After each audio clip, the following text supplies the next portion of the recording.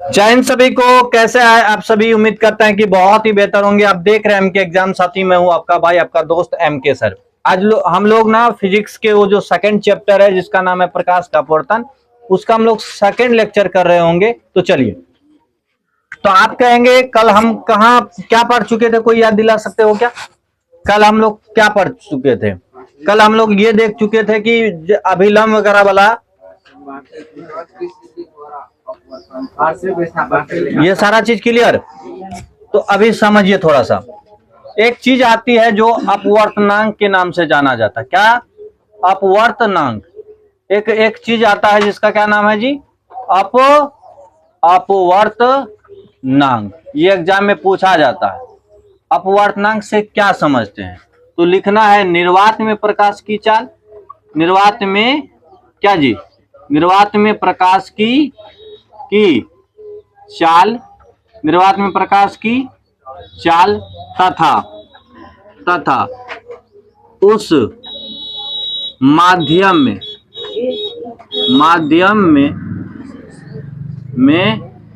प्रकाश की चाल। प्रकाश की चाल के अनुपात को अपन क्या कहते हैं? के अनुपात को क्या कहते हैं? अनुपात को अपवर्तनांक के नाम से जानते हैं। अपवर्तनांक कहते हैं। समझिएगा जरा, बहुत आसान चीज है।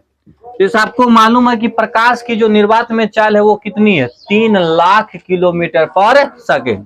अगर हम कांच का अपवर्तनांक निकाले, क्या निकाले?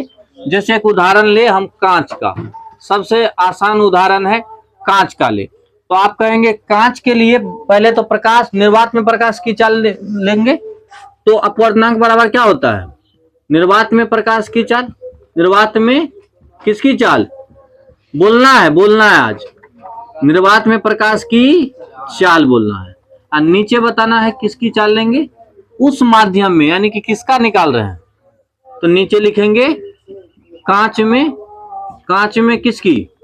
प्रकाश की चाल। प्रकाश की चाल। कोई दिक्कत? अब हम जानते हैं क्या? हम जानते हैं कि निर्वात में जो प्रकाश की चाल होती है वो होती है 3 लाख किलोमीटर पर सेकेंड, यानी कि 3 × 10⁵ किलोमीटर पर सेकेंड। कोई दिक्कत? नीचे बताना जरा, इसका कितना होता है? कांच में हम जानते हैं 2 लाख होता है। 2 × 10⁵ किलोमीटर पर सेकेंड। देखो तो क्या क्या कटने वाला है। अगर मैथ में थोड़ा भी गुना भाग आता है तो तुम बताओ क्या क्या? किलोमीटर से किलोमीटर वाला सेकेंड खत्म, ये खत्म, बचा क्या? 3/2, यानी कि 3 का आधा कितना होता है? 1.5। कितना होता है? 1.5। और याद रखना, इसका कोई मात्रक नहीं होता। इसका कोई मात्रक नहीं होता। इसी कारण से इसको मात्रक विहीन बोलते हैं। क्या बोलते हैं? मात्रक विहीन। ऑब्जेक्टिव में सवाल पूछा जाता है कि अपवर्तनांक, या दूसरा एक और चीज पूछता है कि आवर्धन का भी कोई मात्रक नहीं होता, इसका भी कोई मात्रक नहीं होता। देखो ना कैसे, ऊपर मात्रक, नीचे मात्रक कटिए गया तो मात्रक बचा क्या? तो क्वेश्चन पूछा जाए कि अपवर्तनांक का कोई मात्रक होता है या नहीं होता है? तो बिल्कुल नहीं होता। ये मात्रक विहीन, यानी कि इसमें मात्रक नहीं होते। तो अपवर्तनांक का अगर मात्रक पूछे तो किलोमीटर लगाना है कि मीटर लगाना है या मात्रक विहीन लगाना है? मात्रक विहीन लगाना है। अपवर्तनांक कैसे निकालते हैं? निर्वात में कितना चाल है और उसमें कितना चाल है, उससे निकालते हैं उसका अपवर्तनांक। तो क्वेश्चन पूछ दे कि कांच का अपवर्तनांक कितना होता है, तो कितना होता है? 1.5 होता है। कितना होता है? 1.5, यानी कि 1.5 होता है। ऐसे ही कुछ का अपवर्तनांक से जरूरी है। जैसे आप जानते होंगे हीरा का अपवर्तनांक बहुत जगह पूछा जाता है, 2.42 होता है। ये सब क्या है? इम्पोर्टेंट है। क्या है? इम्पोर्टेंट है। जल का बताइएगा, कोई पानी का 0 पॉइंट नहीं, 1 पॉइंट कुछ आएगा जी। हमें लग रहा है कि 1.003 ऐसे करके आएगा। ठीक है, मतलब इस तरीके का आप देख ही लो ना, जल में कितना होता है? ऊपर 3 नीचे 2.25 पॉइंट उड़ेगा तो कितना आएगा? ऊपर 300 हो गया, नीचे कितना हो गया? 225। इसे थोड़ा सा भाग दे करके देख ही लेते हैं। तो अरे नहीं समझ में आया? निर्वात में चाल कितनी होती है? निर्वात में कितनी चाल होती है? 3 गुना 10 पे पावर 5 किलोमीटर पर सेकेंड, है ना। और नीचे इसमें पानी में हम जानते हैं 2.25 गुना 10 पे पावर बोलना 5 किलोमीटर पर सेकेंड। इससे ये खत्म, इससे ये खत्म, बचा क्या? 3/2.25। ये पॉइंट उड़ेगा तो ऊपर क्या हुआ? तो अब इसमें भाग देंगे 3 समय, इससे तो कट जाएगा ना। ऐसे 5 से पहले काटो तो 5 से कट सकता है क्या? कितना बार में जरा बताना, 5 से कट के कितना बार में कटेगा जी? हमें लगता है 25 से भी कट जाना चाहिए। 25 से नीचे कितना कटेगा, ऊपर कितना कटेगा? कितना बार में? 9 बार में ये कटेगा। ऊपर बताना। तो 4 4 8 12 बार में हमें लगता है, 12 बार में ये गया। फिर जाएगा ये 3 3 3 चौके 12। अब आसान हो गया। 4 में किससे भाग दे दो? 1 बार में कितना हुआ? क्या उतरा? 1.2 कितना बार में? 9। 2 बार में कैसे? 3 3 9, फिर 1, फिर 0, ऐसे करके आएगा 1.33 आएगा, 0 नहीं आएगा, सॉरी। 1 पॉइंट कितना आएगा? 1.33 करके आएगा पानी का अपवर्तनांक। ऐसे ही ढेर सारे अपवर्तनांक आपको चार्ट मिल जाएगा क्लास में, वो देख लीजिएगा। चलिए आगे बढ़े।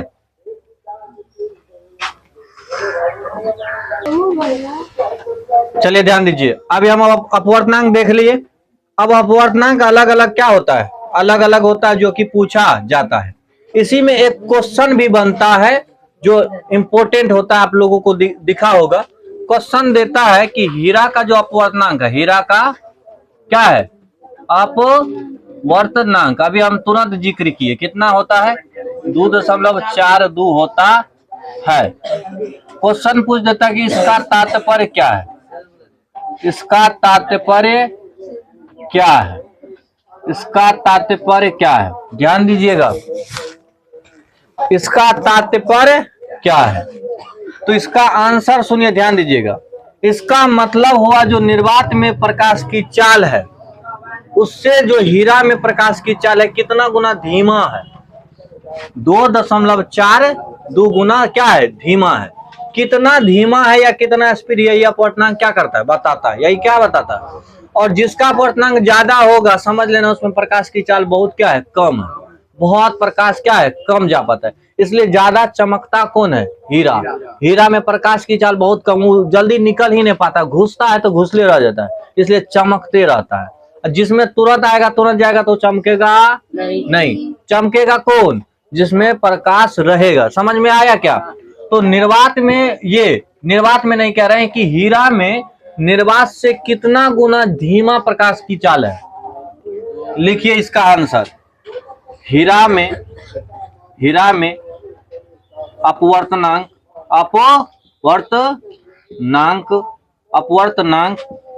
2 दशमलव कितना बोलेंगे? 42 का तात्पर्य है, क्या बोलेंगे? तात्पर्य है कि हीरा में क्या बोलेंगे? हीरा में निर्वात में प्रकाश की चाल से, प्रकाश की चाल से कितना गुना धीमा है? 2.42 गुना क्या है? धीमी। क्या इसका आप लोग आंसर दे दोगे? अब बोर्ड एग्जाम में ऐसा सवाल आता है तो क्वेश्चन बदल के दे दिया जाए कि पानी का इतना अपवर्तनांक है तो इसका तात्पर्य क्या हुआ, तो क्या देना? इतना गुना पानी में धीमा है। तारपीन का तेल दे दे, अल्कोहल दे दे, दारू दे दे, जो भी दे दे, सब में बता देना है। पता है ना, दारू में प्रकाश की चाल थोड़ा कम है, थोड़ा, इसलिए दारू थोड़ा चमकता है जी। पिए है कभी? 2 पैक मार के सुतल रहो जी, हो ठंडी में काहे ले जाते हैं। हीरा में अपवर्तनांक कितना होता है? इतना होता है। समझ रहे कुछ? इतना होता है। आइए नया साल आ रहा है, के नहीं पिएगा हमारा मालूम है। चलिए अब समझिए, अपवर्तनांक क्लियर हो गया। अब जो नेक्स्ट टॉपिक लेके जा रहे हैं उसका नाम है प्रिज्म। क्या नाम है जी? प्रिज्म। प्रिज्म से सवाल आता है, सतह पूछ देता है कितना सतह होते हैं, तो लिखिएगा क्या जी? प्रिज्म। क्या लिखिएगा? प्रिज्म। प्रिज्म को अपन प्रिज्म ही बोलते हैं, प्रिज्म ही बोलते हैं, इंग्लिश में भी क्या बोलते हैं? प्रिज्म ही बोलते हैं। कागज 3-4 देंगे तो हम प्रिज्म की एक बता सकते हैं कि किस टाइप का होता है। बाकी प्रिज्म देखिए, नॉर्मल में प्रिज्म अगर बनाए ना, इस टाइप का एक नॉर्मल में प्रिज्म बन जाएगा। समझ रहे हैं कुछ? नॉर्मल में प्रिज्म किस टाइप का बन जाएगा?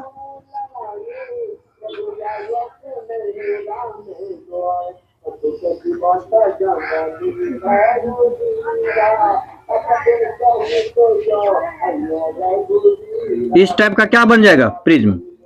प्रिज्म एक शीशा का टुकड़ा होता है। क्या होता है? एक पारदर्शी माध्यम होता है, ठीक है। क्या होता है? पारदर्शी माध्यम होता है जिसका दो सतह ऐसे जुड़ा रहता है किसी कोण पे कि बीच वाला जो माध्यम है, ठीक है। लिखिएगा इसका आंसर लिखिएगा। किसी कोण पर, किसी कोण पर झुके हुए दो पारदर्शक क्या लिखिएगा? पारदर्शक, सॉरी पारदर्शक। क्या लिखिएगा? पारदर्शक। किसी कोण पर झुके हुए दो पारदर्शक माध्यम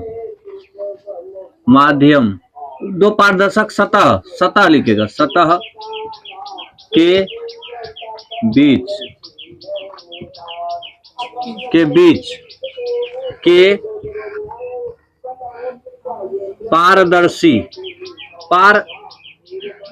किसी कोण पर झुके हुए दो ऐसे, सॉरी यहाँ पर पारदर्शक लिखिएगा, दो सतह के बीच घिरे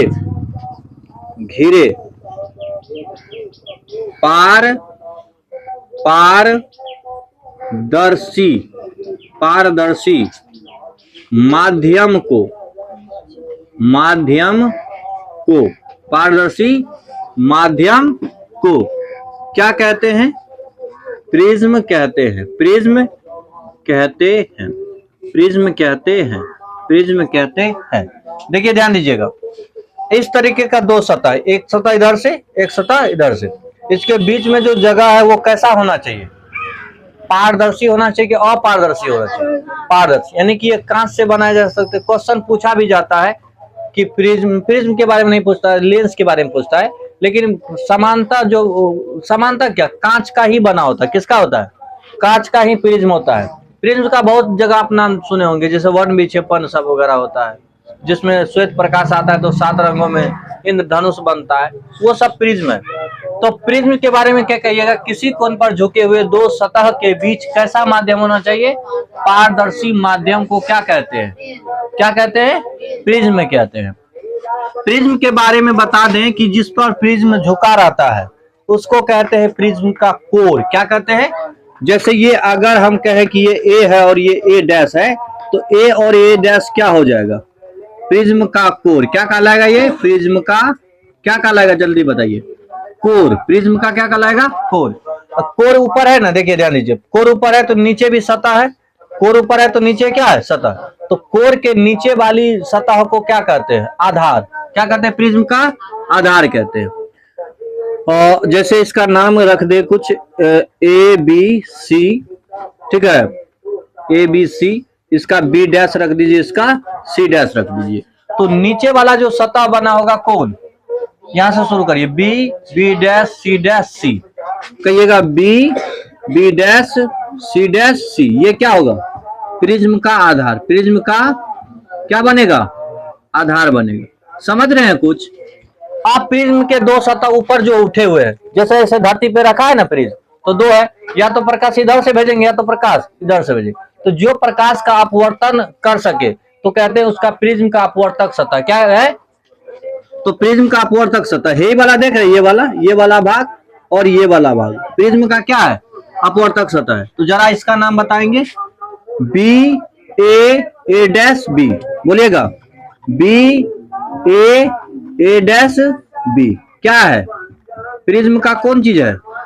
प्रिज्म का परावर्तक नहीं होता, प्रिज्म अपवर्तन होता है। कांच है ना, प्रकाश आता है सौंसे घुस जाता है, तो अपवर्तन होगा। प्रिज्म का कौन सतह होगा? अपवर्तक सतह है। प्रिज्म का क्या है? अपवर्तक सतह है। अब और चीज समझिए, क्लियर यहां तक? प्रिज्म जिस पे झुका हुआ है क्या कहलाएगा? वो प्रिज्म का कोर, बोलिए क्या कहलाएगा? प्रिज्म का कोर, जोर से बोलिएगा, प्रिज्म का कोर क्या कहलाएगा? प्रिज्म का कोर। आप बताइए, जिससे होकर के प्रकाश जाएगा या इधर से जाएगा वो क्या कहलाएगा? प्रिज्म का अपवर्तक सतह। क्योंकि प्रकाश का अपवर्तन कर रहा है तो क्या कहलाएगा? अपवर्तक सतह। आधार कहलाएगा नीचे वाला, कोर है ऊपर, कोर है ऊपर, और नीचे क्या है? आधार। नीचे क्या है? आधार। कोर के नीचे वाला सतह को आधार कहते हैं, कोर के नीचे वाला को आधार कहते हैं। जिससे प्रकाश जाएगा अपवर्तक सतह, जिस पे झुका है वो क्या हुआ? कोर हो गया। वो क्या हो गया? कोर हो गया। अब नॉर्मली हम हर जगह ऐसा प्रिज्म तो बनाएंगे नहीं। प्रिज्म जब भी त्रिभुज बना देंगे आप समझ जाइएगा कि चित्रकार महोदय क्या बनाना चाह रहे हैं? प्रिज्म बनाना चाह रहे हैं, लेकिन इससे बन नहीं रहा। तो समझ जाइएगा चित्रकार महोदय ये जो बना रहे हैं ये क्या है? ये क्या बना दिए हम? प्रिज्म बना दिए। प्रिज्म में किरण अगर ऐसे करके आती है तो फिर प्रिज्म में अपवर्तन के बाद किरण कैसे बन जाएगी? ऐसे, और फिर निकलते समय ऐसे। ये चित्र आपने देखा होगा। बिहार बोर्ड में मतलब प्रश्न आता है कि एक प्रिज्म में किरण आरेख को क्या करे? बनाए। तो बहुत आसान है। तो बताइए किरण कैसे गया होगा? ऐसे गया, यहाँ अपवर्तन हुआ होगा तो किरण न होगा अपवर्तन के बाद सीधा, अरे अभिलंब से इधर होगा ना जी, अभिलंब की ओर झुकेगा ना, तो प्रिज्म में ऐसे किरण गया, इस समांतर निकलेगा। किधर? अगर आधार से गया है तो वो किधर निकलेगा? और जब समांतर रहेगा तो ऐसे जाएगा ना। क्लियर? समझ में आ रहा है? अब जो किरण घुसी है उसको कहते हैं घुसी किरण। नहीं सॉरी, घुसी किरण नहीं कहते, उसको कहते हैं आपतित किरण। क्या कहते हैं?